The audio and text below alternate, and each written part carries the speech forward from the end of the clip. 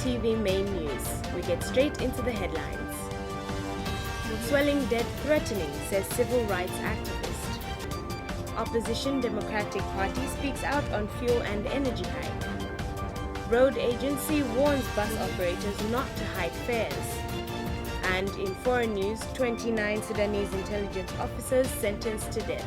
Join me after this.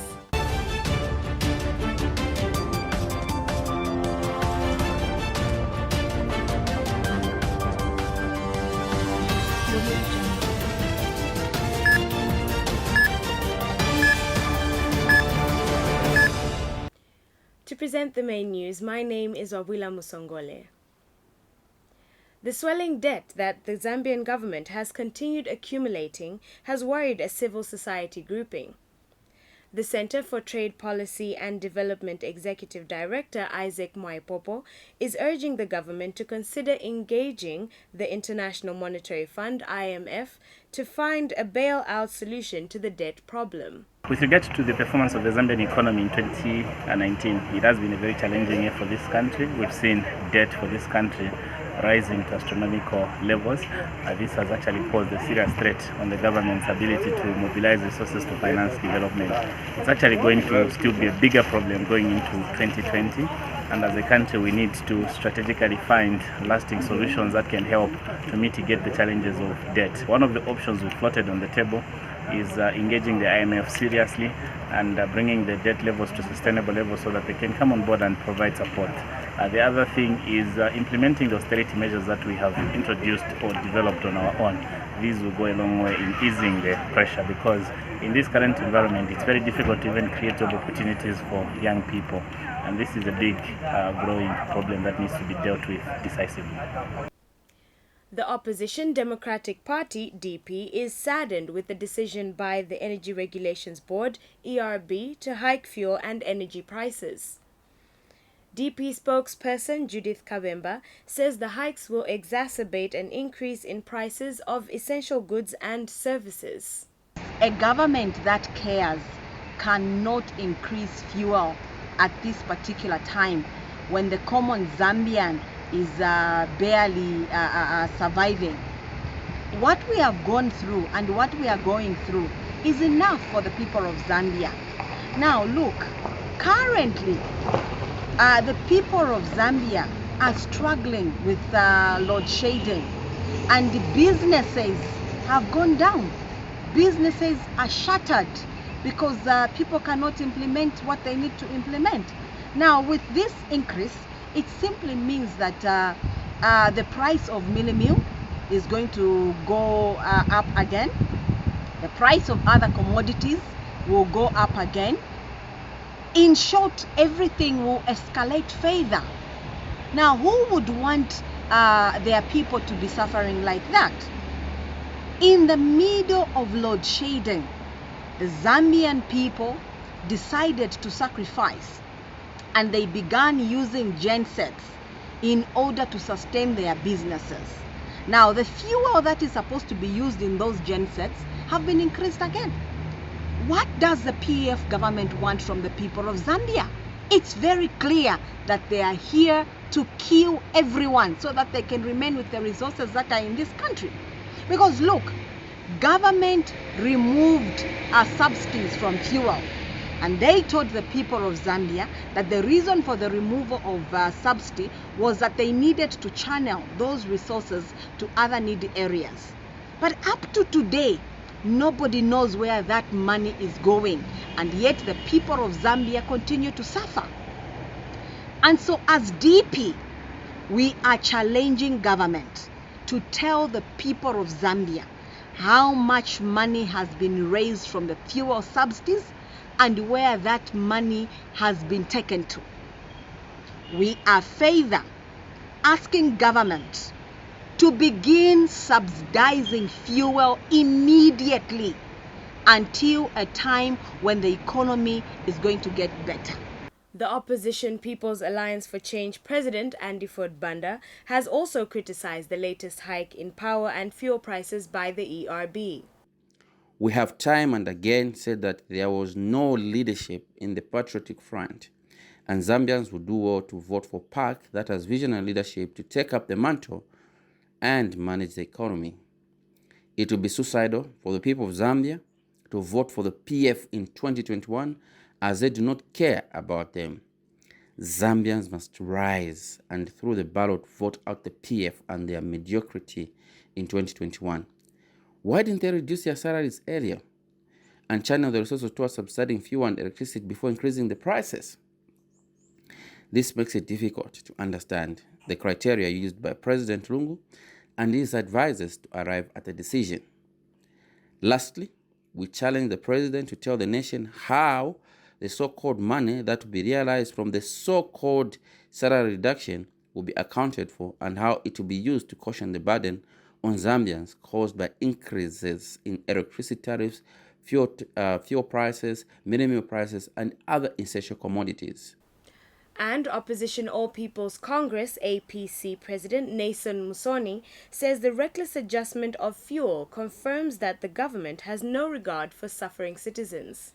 That is hell-bent on extortion, cheating and stealing from citizens. Then you must know that the shelf life of such a government has expired. It is now incumbent upon citizens themselves to ensure that this government, the PF government, which has become an albatross in our necks, is removed in 2021. Because if you are going to have a government that keeps hiking tariffs and increasing fuel, then such a government is up to no good. Then this government, such a government, is consigning its citizens to their graves prematurely. It means that the role of such a government has expired effectively. Okay? The reckless increment or upward adjustment of tariffs cannot be a regular feature of running a government. Upward adjustment of tariffs is a sure way of robbing citizens, a sure way of removing value from our people. Okay? You cannot contract loans recklessly. And then after you have failed to borrow money elsewhere, you now descend on your citizens by ensuring that you take every value out of your citizens for you to meet your international obligations. I think this is unacceptable. This government has become a total liability, a danger to our well-being. At today's prices, thousands and thousands of our people are going without food. Thousands upon thousands went without food on Christmas. And here is the government, at the end of the year, announcing such criminal, reckless upward adjustments. I think this is totally unacceptable. I have said time and time again that not everybody can run government. These ones are miserable failures. Meanwhile, the Road Transport and Safety Agency, RATSA, says bus and taxi operators will not adjust fares despite the hike in fuel prices. RATSA head of public relations, Frederick Mubanga, said the association met operators on Monday, at which it was agreed that fares will not go up. Mr. Mubanga has told Kopala TV in a media statement that the desired upward fares would only be effected after approval by all concerned stakeholders, including the Ministry of Transport and Communications.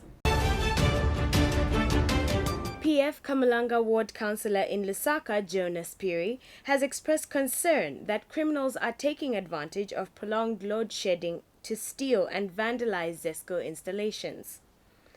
Mr. Piri has since urged residents to be vigilant and report all suspicious activities to police. The main challenges that we've been having as a result of the crime rate is the issue where the criminals have taken advantage of load shedding and terrorizing ZESCO transformers and stealing cables. This has actually reached us with a very, very sad situation where our people are being tortured in that way. I'd like to warn the public that let's be careful, let's look out for these people who are actually anti-government and the anti-development, so that we can be able to work as one to arrest the situation together. So basically, my appeal is everybody must look and take care of property that belongs to government. All property being vandalized is being vandalized for Zambia and innocent Zambians. In case you have just tuned in, you are watching the Kopala TV main news. Join us after this.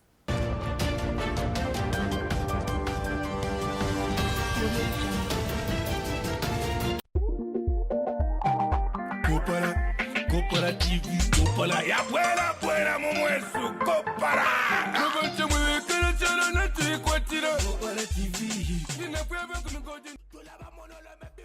My number ishusho limentindeaza yama OG urushani Kopala TV yama OG imuntu wandi Yesu fwebene by fwebene naidede kalasti yako Kopala futi yaba Kopala manje kuikatashani yoina naena ya kuntamboro ni jiviji wala iwe ile sango top star decoder channel 98 paku ninshi yatubira puta mensa ninshi yalila ni evidimbwe kule izimoli la femunjazi so yuri ndati Kopala TV tayabanga ya boiling channel wako batu wachila tamba fe wino kwangwa filamba fyambo kupona uruwa mfotoro bantu ifuma channel wefingi fyamo pura fi alula iwe Kopala TV ni Kopala futhi eile kuchalo lo ushali mokuba molasti elo ile sansa Kopala yonse my number ukwambila pepa my number pandula lwansha kito paketi ke mufurila mufuken chingola pa chingo begi na chidila iwe ni Kopala TV eiliko muntu wanja pakushongora pfeka top star wetata ndetambira pofi Kopala TV pachani 98 pakude konkana necharo bumper to bamba ni pate after pate wo pate after pate wo Kopala TV OG yeah. Kopala TV available on Topstar channel 98. Kopala TV, entertainment just for you. Looking for an opportunity to grow your business? Well, Kopala TV has good news for all small-scale businesses. You can now advertise on Kopala TV's Makwebo. Bonseba na mayo na bashtata. Iseni mulangishe amakwebo yenu pamutengo uachepa nga 100 kwacha. Yes, you heard right. For as low as 100 kwacha, your business will get its peak. Whatever the business, we will advertise. All you need to do is send a text of what your business offers, indicating the name, location, and contact details to the number below. Payment for the advertising spot can be made through MTN mobile money on the number down below. Makwebo, make your business known. One Zambia, one nation. Zambia chalo chesu. Stop political violence. I am Zambian. I am against political violence. I am Zambian, and I say disarm all cadres now. It's not one Zambia if we kill each other. Stop the violence. It's not good killing one another as Zambians. Stop the violence. Let's keep the peace in our streets. Let's work to stay one Zambia. It's not one Zambia if we kill each other. Stop the violence. Ndimwina Zambia. Lekeni ukulwa pamulandu ama politics.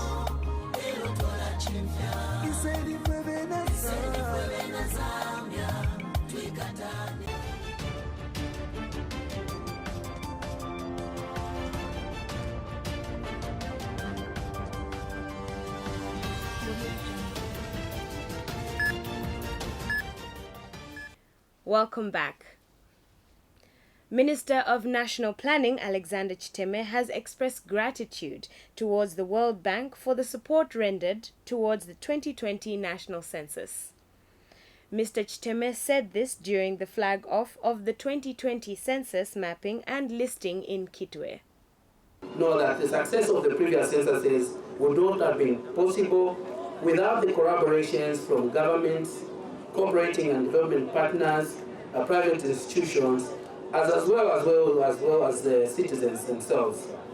Having said this, government appreciates the partnerships that exist between our government and the United Nations Population Fund, demonstrating in, among others, providing of funding towards capacity building, as well as providing expertise and technical support towards the census preparations. Government has, under difficult circumstances, managed to fund the mapping exercise in 4 provinces, namely Copperbelt, Kopala, Northwestern, and Western provinces. Eastern province has been funded with the support from the World Bank. On behalf of the government of the Republic of Zambia, I wish to extend and express gratitude to the World Bank and other cooperating partners, and urge other cooperating partners to continue rendering support to the remaining 4 provinces, which are Central, Mutinga, Northern, and Southern province, so that we can be able to complete the exercise. Kabwata Ward 5 Councillor in Lusaka, Longa Chiboboka, has warned residents in the area to stop the indiscriminate disposal of waste in the Bombay drainage. Mr. Chiboboka says if left unchecked, the scourge is likely to block drains and cause flooding. He has called on residents to effect citizens' arrest on anyone found dumping garbage in undesignated areas. I'd like to express my profound disappointment with the residents that are throwing all sorts of litter and garbage in the Bombay drainage. We have a very beautiful drainage that this far we've maintained. This drainage runs between Pongo's Road there at St. Patrick's up to Nationalist Road by Puma filling station, especially the stretch near immediately after the filling station towards this side, the stretch opposite, is it Clans, Zambif, 0 degrees, the residents there and the business houses there, it is a huge disappointment. You are throwing all sorts of litter in the drainage. Why are they doing that?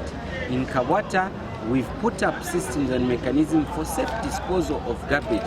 We've got franchise contractors that collect garbage at stipulated days, which residents are supposed to subscribe to. Not only that, we also have our own here in the ward, a tractor and trailer that was procured under the WDC for the sole purpose of collecting of garbage in the ward.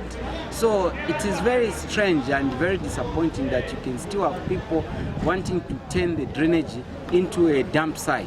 Kitwe Roundtable number 2 has donated 25 mattresses to the office of the Kitwe Mayor. Details are in the following report. Christopher Kangombe has embarked on an exercise to remove street kids from the city of Kitwe. The Kitwe Mayor says everyone needs to come on board and tackle the growing problem that has the potential to threaten the security situation in the town if not properly handled. Mayor Kangombe, working with other stakeholders such as the Ministry of Community Development and the Zambia National Service (ZNS), recently organized a cleanup exercise of street kids. According to Mr. Kangombe, Kitwe currently has 168 street kids between the ages of 15 and 16 years. The Office of the Mayor has since established that 100 of the vulnerable children come from home. Mr. Kangombe says the remaining 68 kids have nowhere to go. Mr. Kangombe has now found 2 foster homes where he wants the street kids to be sheltered. Basically, the idea behind what we are trying to do in the city, we recognize that most of the kids that we refer to as street kids actually have homes where they are coming from, and a few may have challenges in managing to cope with the challenges of life. We've done a bit of research, Vice President and Chair, to establish what are we really dealing with in terms of the problem. We have approximately 168 children living on the streets. Now, when you have a number like 168, you need to understand what is that 168 or what is that 170 representing. Are we saying the 170 do not have anywhere to stay, or it is a challenge of shelter, or it is the challenge of their parents not having anything to do? So we decided to start interrogating the problem. And in interrogating the problem, we've been able to establish that obviously just about 100 children and 168 in total will require our assistance. And in providing a solution to this problem, we obviously need to look at the 68 who are clearly homeless. The 68 is basically the number of children that, from our research, do not actually have anywhere to go. The other 100, if you take a walk into town center, go to Matuka Avenue, just where the Posamawe is, you'll find some kids playing there. You ask them, where do you come from? They'll give you, others are from Tuatasha, others are from Kapoto, others are from Chimwemwe, which clearly shows that a certain number actually have where they are coming from. Now, as a city and obviously as stakeholders, we must prescribe a solution. We will not fold our arms and say government has failed to provide a solution. We must think, we must talk to each other. And clearly what you've demonstrated this morning is a commitment to what residents of Kitwe should be able to do, to come in, chip in their own little way. I know each one of us has got family commitments. We've got cousins, nephews, relatives in the village who we need to support. But out of your pockets, you thought that you could support this intervention that hopefully can prescribe a solution to this challenge that we have. The activities of the Kitwe Mayor have caught the attention of Kitwe Roundtable No. 2. Tablers have a soft spot for street kids. The tablers have mobilized resources and have bought 25 mattresses toward the initiative that Mayor Kangombe is championing. Roundtable Zambia is an organization which is part of a larger community. We are in 56 countries all over the world. And in Zambia, we have 13 tables, from Livingstone to Solwezi. So one of our efforts is to give back to the community. And this is part of our giving back to the community.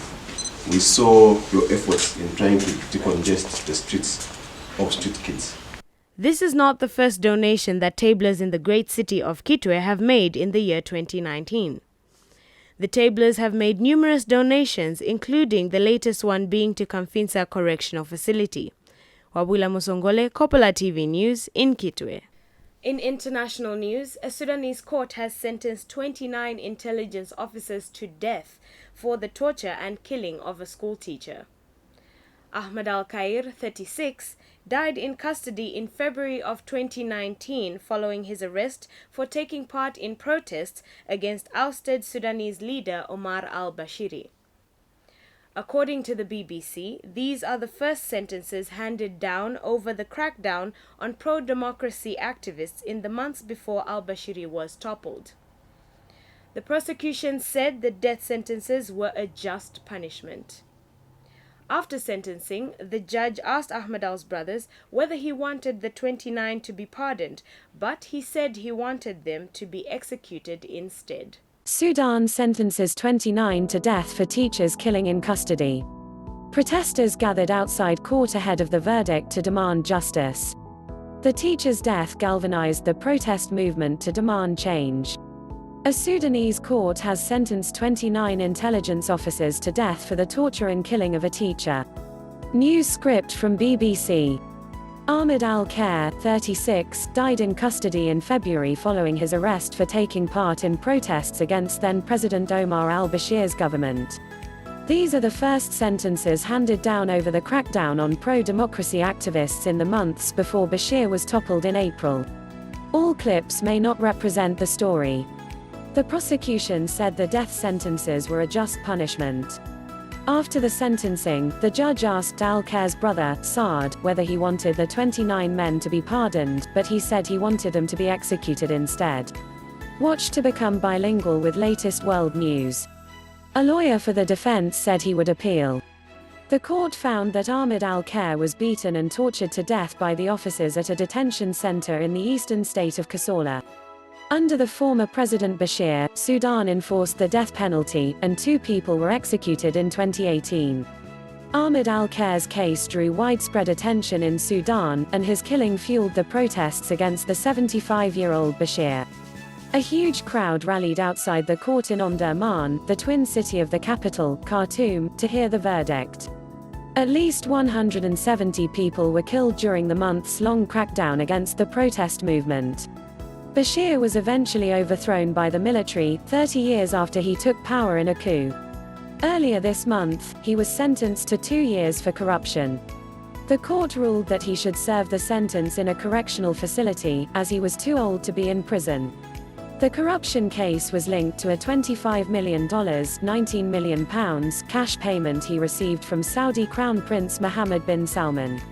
Bashir also faces other charges, including some related to the 1989 coup that brought him to power, along with genocide and the killing of protesters. Bashir claimed the payments were made as part of Sudan's strategic relationship with Saudi Arabia, and were not used for private interests but as donations. And finally, in international news, thousands of people in Australia have fled to the seafront from bushfires racing to the coast. One blaze moved into the Victorian coastal town of Malakuta, throwing embers towards homes. Locals described the terrifying experience of camping on wharves and boarding boats under blood-red skies. Flames came within metres of an aged care home but were beaten back. Helicopters dropping thousands of litres on large fires tearing through grass and shrub at Plenty Gorge. Homes in the firing line were evacuated as embers ignited grass in one backyard and destroyed a building in the gully. It's getting scary. Most of my friends on the street left. The fire spread from these burning tyres, which may have been deliberately lit. High winds carrying embers over the creek as terrified residents watched. I was a bit worried. I started packing some things in a bag just in case we had to flee. Past Pakenham, a grass fire destroyed a large shed at Tynong North, where a kangaroo narrowly avoided being hit by a CFA truck. Out west, bushfires flared around Scarsdale and Lexton near Maryborough, fanned by high winds, which were also responsible for igniting a grass fire at Laverton after throwing a sheet of metal at a factory transformer. We've got several sheets of metal that we're still dealing with at the moment that are flapping in the wind and quite dangerous. Fallen branches, trees and power lines temporarily cut electricity to thousands of homes around Croydon, Ferntree Gully and Gembrook, stretched by the heat. At 8:30, Melbourne Airport hit 30 degrees. By 1 o'clock, it was 40. The city topped out at 41, but Hopeton, Mildura, Horsham, Geelong and Orbost were all still hotter. At Beyond the Valley, festival revellers waited hours for water and ice, only to be told organisers had run out. To end the Kopala TV main news, we take a look at the headlines once again. Swelling debt threatening, says civil rights activist. Opposition Democratic Party speaks out on fuel and energy hike. Road agency warns bus operators not to hike fares. And in foreign news, 29 Sudanese intelligence officers sentenced to death. Thank you for watching the Kopala TV main news. My name is Wabula Musongole. God bless and enjoy your New Year's Eve.